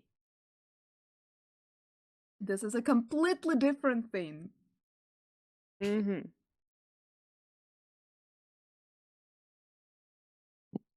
The tales tell much of the woes that come to those who confront the frost giants. Gunnar, I think your idea to sneak in and avoid a direct confrontation is a good one. That amuses, and perhaps they have stolen some horses too. If one was we happen upon one on the way out, or two, You need two on the now. way out. Yeah, that would be ideal, I think. It's true that with the polar bears not to blame for the strife, how we're going to turn this enterprise into a payday becomes obscure. If the frost giants had horses or some other treasure that we could compensate ourselves with, it would certainly go a long way to making this worth our while. Very songbirds, maybe. I hear. Perhaps even. Okay then. So the plan's to be quiet, is it? Yes. And sneak. Okay. What I'll do is get you each to make a roll. You can tell me what it is you're doing. And I want you to accumulate a margin of success of 4 successes, because there's 4 of you. So it's a little bit of a skill challenge type of thing. You'll get to make a roll with your appropriate abilities and augments that you want, and then we'll see after that if you've managed to get enough to get in, or whether you were caught. You'll definitely get in, but it's whether you're caught on the way in or not. So who wants to go? I pray to Hodor as god of darkness to shroud us in shadows, and with influencing the element of light, I dim and I shrink us down to shadows. Walk. Sounds good. I'm only making this difficulty 15. I think you've been guided to the hidden stair and stuff, so it's not too difficult, but still some challenge. So I'll make you roll if you wish. I've got 1 success. I have, with augmentation, I actually have, I rolled my exact value, so I have 3 successes. Okay, so your margin of success is already at 2. 2 more needed to win. So yes, everything goes dim.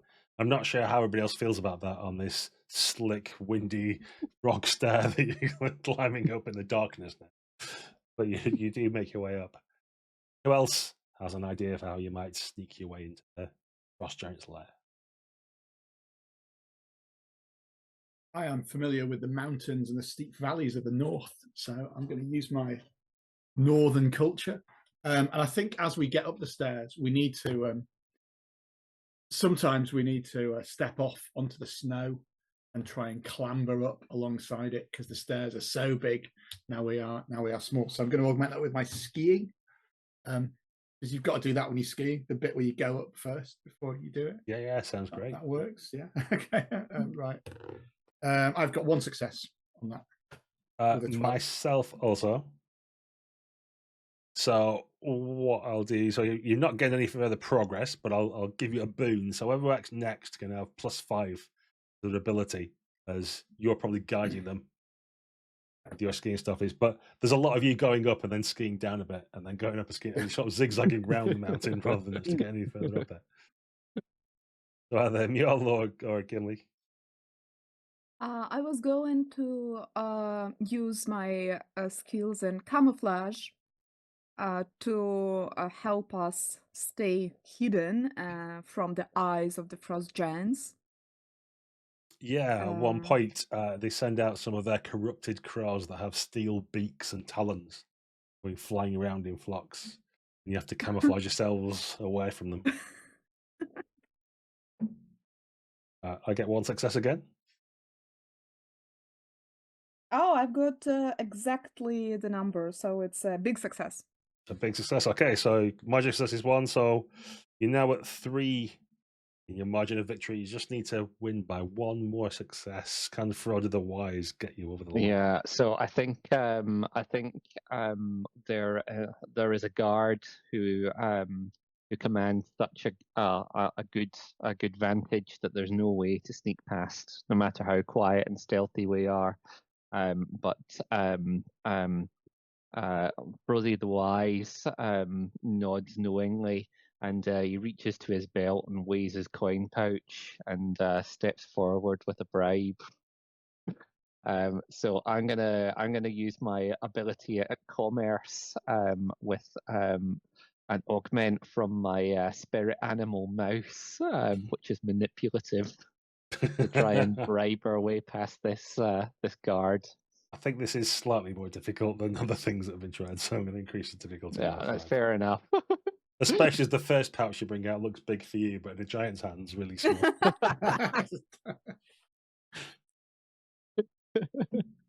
I've got 1 success though again. I have 2 successes, which is exactly what you needed. Yeah, I hold out the one person, it disappears into the frost giant's massive hand, and I roll my eyes and take off my chain and pull off my rings. Until there's a small pile of trash. Oh, Frode, that must have hurt. I'm sure it will all be worthwhile when we avail ourselves of the treasure of the frost giants. Yeah. And so it is that your children's inheritance disappears into the pockets of Ulfa the Unwashed, who's been out here. It all started with a horse. Yeah. And now you double down. Speculate to accumulate. And so it is that you can sneak in. Ulfa disappears off to hide his treasure somewhere before someone takes it off him, as he's one of the smallest of the giants and they bully him. You can make your way within and start to explore around. Obviously, the caves and lava tubes are much bigger than you, so it's easy to navigate down, but hard to find hiding spots because everything's just so wide and open. Do you intend to try and find the King of the Bears and sneak him out, to recruit him to fight you out, or are you going to just confront the giants and maybe demand that he's released? What's your approach?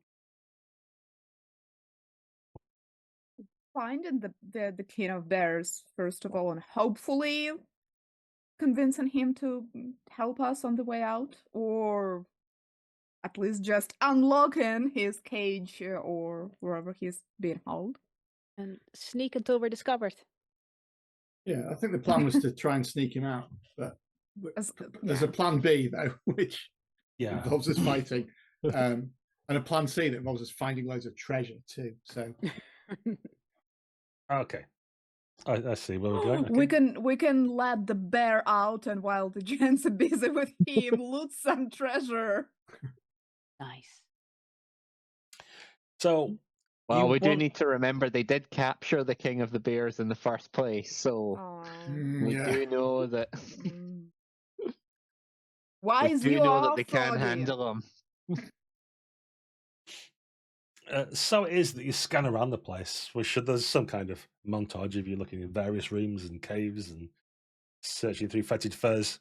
And eventually you happen upon a cavern where there is a male and female giant of great stature, 3 times the size of a man, at least. And they sit upon their stone furniture draped in polar bear skins, just to rub insult to injury. And one takes out one of their massive books that they have to read from. Says, darling, it's too dark again to read. Will you turn the light on? And the other giant reaches up with a spear and stabs, as you see now, the king of the bears is in a cage, suspended from the ceiling. And as he's wounded, he cries out in anguish and anger, and his horn lets out a bright light. And he says, that's much better. And continues to read from his book. And drips of blood come down. And the giant seem pleased with this. You do notice around the cave, though, there's all manner of treasures, almost haphazardly just lying around as if they've got too much and don't know what to do with it. And there's other servants, giants, that attend every now and again about. So there's probably half a dozen giants here and there around this hall, as the lord and lady continue to read and drink barrels of wine and do other such leisure activities. I say we create a diversion. Maybe start a fire so that everybody is distracted. Good. Excellent idea. Then we can get. Well, the, you're not very enthusiastic, Kettle. I thought you like burning things down. I do. I am a great fan of burning things down. I'm just trying to find a way to burn the book down that the girl is holding, the female giant, so that it burns in her hand.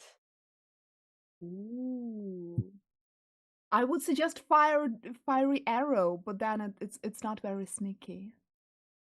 They might notice us. No, they'll definitely see that, won't they? Is the King of the Bears the only light source, or is there a source of fire nearby that we can legitimately maybe There are no sources of fire. These are frost giants, and they abhor such things. Mm-hmm. In fact, flammable items are quite thin on the ground, so it's good that you mentioned the book because there's not a lot else that will ignite in that. Even polar bear fur the burns. the furs are rancid and matted. Ooh. Is there a way I did the cage? Could we clamber up and release it and just because like releasing the King of the Bears is going to be quite a big distraction in itself. Unless Frody wants to weave some tongue-twisting, mind-distracting song, get their attention. Is it not also good that we should talk to the King of the Bears? How about I launch my spirits into the ether and become a conduit for Frody to talk to the King of the Bears, and then he knows that we release him and that he has to fight his way out when a distraction happens. And he's on her side and will not eat us. Is that a thing we could try? That sounds, yes. You do that. Me and Mjol will cover you. In case of fight, in case a fight breaks out. I have never spoken to a King of the Bears through a spear before, but I'm sure I can turn my hand to anything. If you whisper in my ears, he will hear, as I will whisper your words in his ears with my spirit. Very good. Well, I think the first thing we need to establish then is some kind of spirit conduit so that you can whisper into the ear of the King of the Bears. I'm going to say this is quite difficult. I'm going to call it 25 is the difficulty. Okay. And you use whatever abilities you think are. I will use my state, which is sending my spirit away, and I use my spirit animal to augment it, the raven. making it a 8W. I have 1 success. Okay. Me too. So, victory with some kind of consequence. What I'm going to say is that you do manage to get a conduit going and start speaking. But it's something to be a brief conversation before the bear gets confused and just starts talking out loud and makes it really obvious that something untoward's happening here and alerts the giants to it. But for now, at least, you're whispering in his brain and he's remembering to think back. But at some point, quite soon, he's going to just start blurting things out. So, Fraudy, what have you got to say to the king of the bears? Yeah, noble king, we have come from the settlements down by the close to the water. Your subjects have been causing difficulty for us, and we came seeking the problem and found that you've been captured by the frost giants. In the name of the friendship between bear and man, we wish to free you from your captivity. My friends will work to open the cage, and when they do, fight with us and free yourself, and in return, draw your subject back into the mountains and leave our lands in peace. Perhaps I'll help. Free me now. I have suffered too long in this cage, and you're a bit worried that he might go a bit of a rampage and then not bring his bears back, but carry on rampaging all the way down the mountains. So this is where your role will determine if that happens or not, or whether you convince him Okay. to stop his rampage just within the boundaries of the frost giant holes. Okay, I am going to go for oratory, and I'm going to go for an augment from speaking many tongues, since I'm speaking to a bear through a spear. This is a departure for most of us. So that is a success. Yep, that's 1 success. I have 1 success also. I think it's I don't want to. We've got a story point yet. Still got a story point. Yay! Traditionally, Stephen has to spend them all. That is true. The So he laws feels of bad about it. precedent and ancestry. And you know all about Suggests that. that I have monopoly on the story points. Yeah. Right, I've spent it already. That's all his story points gone. We don't need to worry about that rule anymore. You can still see the fire in his eyes, but there's just something about your easy manner, perhaps, or the way that you look inoffensive and there's no trouble at all. That you can see that he can contain it. He's got aggression, but he knows how to handle it. He says, "Yes, we can't have any difficulties between my friends and your friends. We must go back to the ways as they were. My poor children roaming around, getting shot at by arrows and caught in traps. We can't have any of this. But first, we must kill the giants!" He shouts out, and the giants all look up as he's shouting this, and the cage is rattling. While that was going on, were the others of you trying to work to actually free him from the cage? Yeah. That shouting king sounds highly distracting. They're probably all looking that way. Yeah, we'll try and free him from the cage. Presumably, it's just a careful application. Will just let us leverage out some stuff and do it. I'm sure some feat of strength or some sort could do this. Yeah. I also know a thing or two about wood carving, and maybe that will help also understanding the construction of the cage, knowing exactly where to apply the force. Yeah, it's wood's quite scarce, and they've used other things. But I know what you're saying. You do know about engineering, we'll call it. So yeah, you can have an augment as well, then, Guy.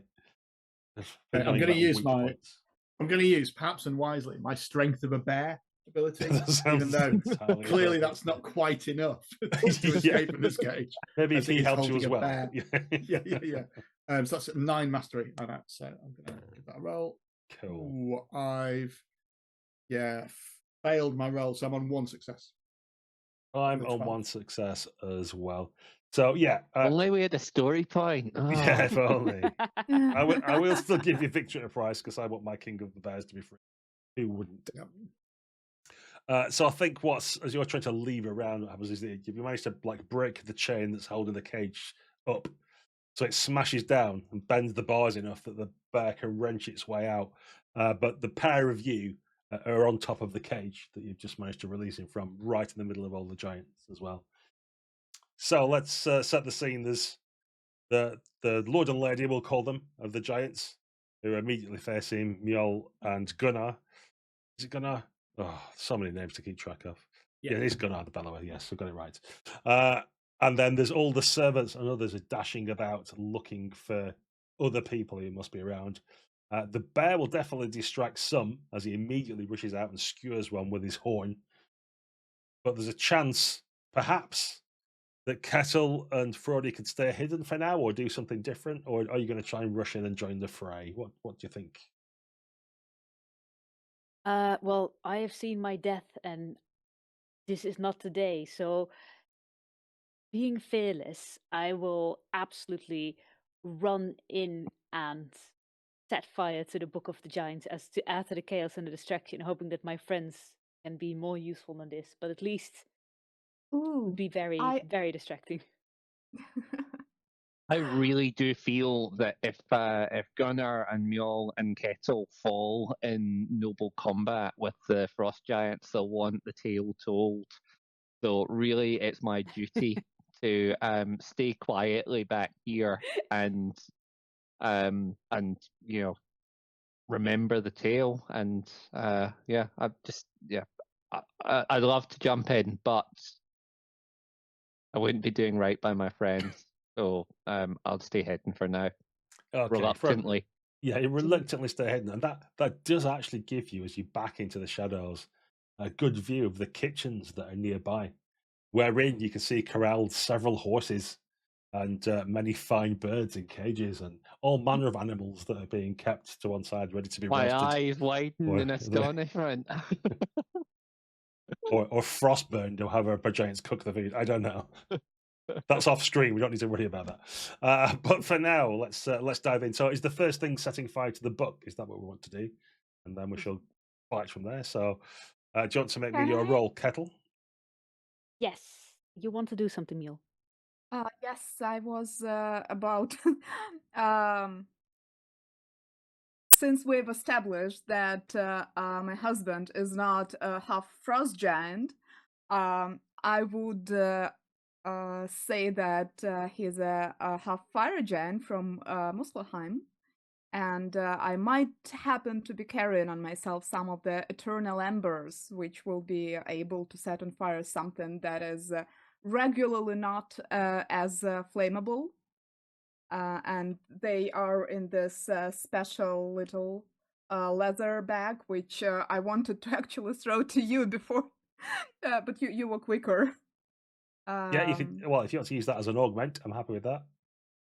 Well, yeah, I was going to throw it to Kettle because I know that he's so good at setting things on fire. Yeah, and this is my and he did say that he's not judging. Yes, yeah. Kettle will not yuck your yum.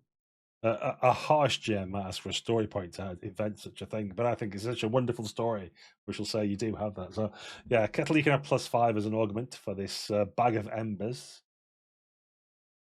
And you can make your roll as the giant sees you rushing up and tries to clap you inside the pages of the book to squash you like some dried flower. Yes, I will say, not today! Not today, hell! And I will sprinkle my bare hand, I will dig into those embers and throw, influencing the elements, augmented. I've got 2 successes, is it? 2 successes. Yeah, I was going to say, appropriately enough for a giant, I got a big success as well. So I have 2 successes. So I will give you victory at a price. And that's that you do set fire to the book, which the giant then flings, and this huge tome lands on top of you. You know, at the moment you're trapped underneath a burning book, which is indeed going up like a blazing inferno. But we'll work out what happens with that a little later on as you disappear under the ash and smoke and fire. Okay, Gunnar, what do you do when faced with this huge frost giant who's picked up his axe On my favourite lighting. Took me ages to arrange that. I will stand shoulder to bear shoulder with the King of the Bears and attempt to. We're not going to go toe to toe with this Frost Giant King, but we're going to try and like beat him away long enough so that we can all escape with whatever treasure. I can just smell horses from a chamber far off. I'm wondering if I can do it. Almost sounding like a whinnying kind of sound. Yeah, sure. Yeah. And the tweet of a songbird. So he is quite formidable, so I've got a big number I can roll against. But I'm going to give you a +5 augment for having King of the Bears on yours.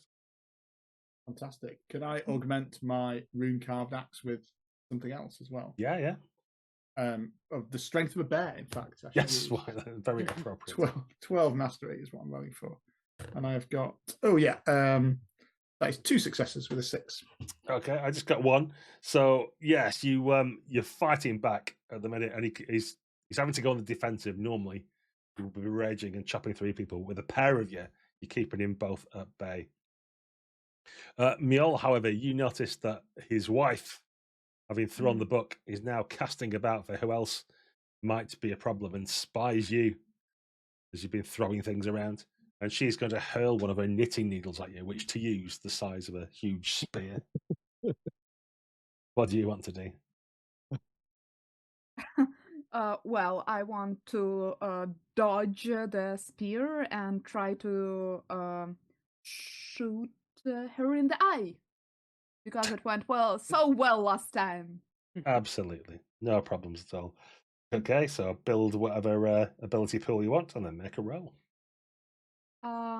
Well, I'd say archery, augmented by self-bow. Sure. I mean, if your self-bow's better, you could use self-bow and augment it with archery. How does that work? Well, my archery is 18, my self-bow is 2W. Yeah, so you want to use your self-bow as your primary ability, and you're going to augment it with archery, so you've got 7W. So you've got an automatic 7, success, okay. and then you're rolling against 7. Oh, that helped! So it's a 5, gives me a success against 7 and 1 auto success, right? So it's 2 successes. And I just had 1. So you do indeed dodge out of the way, and I'm going to put her at -5 now. She's got an arrow in the eye, which is disadvantageous, I would suggest. It's kind of. So she cries out, and she's trying really hard to pluck at this tiny little arrow that's in her eye. Hard to go. It's like a splinter or something. A little splinter, yeah. Yeah. She cries out, which is distracting to her husband. But let's check in. Payback! He has to take it. There's no other options. Frody, what do you do while all this is occurring? I've got a horse. I'm loading it with songbirds. And I'm gonna try and put like a line on the horse and lead another line to a second horse, because I know that Gunnar very particularly needs 2 horses. And I was hoping that you were just going to leave with 1 horse. That would have been hilarious. And while I'm not married anymore, I was married, and I know that coming back with 1 horse when you're supposed to have 2 horses is just not worth it. That leads to not being married anymore, doesn't it? That is not a big success. Okay, well let's just make 1 roll to see if you can get out with your prize or prizes. Yeah. So I'm going to use my scavenging. I'm going to say a short prayer to Freyr for prosperity as an augment. That is 1 success. I got 1 as well. I think the obvious thing to say is victory at the cost is that you get out, but that second horse just like slip the lead at some point. No! No! And now I'm so sorry. I'm so sorry. A array of guards are rushing this way and that, and you think, I've just got to get out. There's no way I can look for any more. I've let you down, my friend. I've let you down. So it is that you disappear from the scene. So we've got the Mjol and Gunnar are holding off the giants for now, but we need to find out what's happened to Kettle, who's under a giant burning book. What do you do about this predicament? Well, Kettle believes in the gods, believes in Odin's hatred for giants, and he lifts this book like a little tent, and like a mouse, he starts running with the book. So the book is now rushing through the room and trying, no matter how, depending on how well I roll, hits something successful or gets me stuck. Sounds great. I'm all for it. Roll me some dice. So, would you accept influence elements with Odin's hatred for giants? Sure.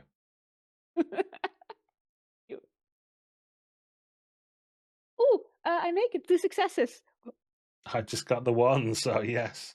You hurl down your burning book at the feet of the giantess, who's got all the knitting and yarn and the knitting needle and stuff, which the one thing she's got in here which might set fire, which causes her great distress as a conflagration appears around her skirts. Awesome. So the giantess seems to be taken care of for now. You've got a chance to make a break for it. If it wasn't only for the Lord himself, the great Jarl who rules the fire giant. So who's going to try and put him down or otherwise put him out of action so he can all escape? I think I've got him on the defensive now. I think Gunnar will step forward alone and charge at him with his axe, going berserker, prepared to go down and possibly meet his doom, meet a glorious death in this hill, in single combat against the fire giant. As I shout to the king of the bears, "Run, run! Save yourself! See if you can get me a horse." The king of the bears says, "Yes, I should go and protect my children," and rushes off immediately. So I'm going for berserker. I'm going to augment it with my Thor devotion for battle. Yeah, for sure. So 7 mastery is what I'm running against. Just the one success. I've got just the one as well. Ooh. So in this game, you can't die unless you agree to it or that kind of thing or outcomes. I'll offer it up to you though if you want. If you want to say that you die in glorious battle and everybody else then gets away as a result, we can do that. Or would you prefer to live on and have some other consequence? What, are we not Vikings here? Yeah, I shall get my reward in. I'll take the trip to Valhalla. Oh, God. Or however it works. Yeah, absolutely. So do you want to describe your death scene as everybody else is fleeing the frost giant's hold? I think that Gunnar rushes at this frost giant king and is just swatted away like a fly. And as the frost giant like lords it over, laughing and says, "How could you, puny humans, puny man, thinking they can fight us?" He doesn't notice me sneaking up behind him. And I managed to just, as the darkness fades into there, I managed to clamber up his bear skins and just lodge my axe into his neck. Oh. So it is that the towering giant begins to fall slowly as the blackness closes around your eyes. And the rest of you can flee. I presume that Mjol and Kettle eventually catch up with Frody the Wise, who's this truculent horse that's trying to drag down a darkened, windy stairway on the side of the mountain. As the king of the bears comes bounding past on the way to regroup all his bears as well. And so we shall probably end it there with you guys heading back. But let's have a little denouement. So we've had Gunnar's final scene.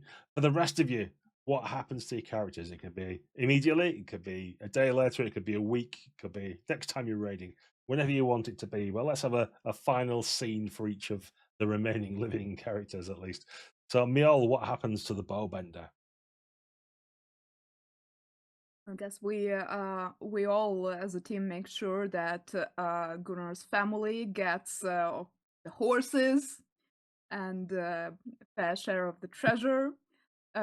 Not only the stories of the fame Gunnar got himself with this in this battle, And otherwise, I'll be tending to my farm and probably being more and more nervous as time passes by and being particularly suspicious of all of the creatures and trees and everything around, because I know that Loki saved my life once, and instead of helping him, I went against him and against his wishes. So I'm expecting he might want to have some sort of revenge sneaking on me in this or that shape. So Mjol is looking very suspicious towards everything basically surrounding him, getting more and more paranoid. As well, he might, as the camera pans back and we see a familiar looking horse's head on a pole, as Shaggy Breeches is setting up a curse pole on the edge of your farm with a familiar looking animal's head. That's it on the snout. Okay, and Kettle, what happens to you? Does Kettle find out that Shaggy Breeches has cursed his brother? Nope. Ooh.